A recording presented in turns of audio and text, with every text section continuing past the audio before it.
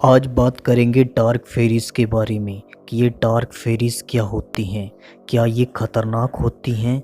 अगर बात करें डार्क फेरीज़ के बारे में तो dark fairy is an evil fairy, यानी कि ये शैतानी परियां होती हैं जो कि अच्छाई का रास्ता छोड़कर बुराई के रास्ते पर चली जाती हैं और भोले भाले लोगों को तंग करना शुरू कर देती हैं। जहां एक और अच्छी परियां अपनी शक्तियों का इस्तेमाल लोगों की मदद करने और भोले भाले सरल इंसानों की हेल्प करने में अपनी शक्तियों का इस्तेमाल करती हैं, तो वहीं ये डार्क फेरीज़ अपनी शक्तियों का इस्तेमाल भोले भाले लोगों को अपने जाल में फंसाकर उनसे मनचाहा काम करवाने में करती हैं।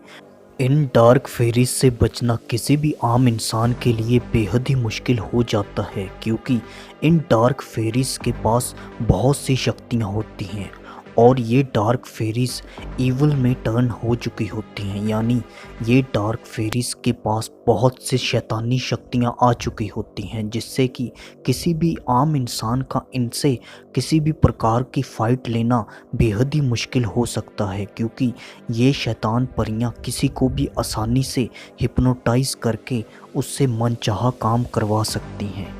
और dark fairies is either a fairy who has turn to evil, और इनकी पावर्स किसी भी विच की पावर्स की तरह ही शक्तिशाली हो सकती हैं और उनसे बचना बेहद ही मुश्किल हो जाता है। A dark fairy can also be a person who is able to become a fairy, but instead of gaining good magic gains evil magic. यानी कि डार्क फेरी वो पर्सन भी बन सकता है जो एबल हो फेरी बनने के, लेकिन वो अच्छी शक्तियों को गेन करने की बजाय बुरी शक्तियों को गेन कर लेता है।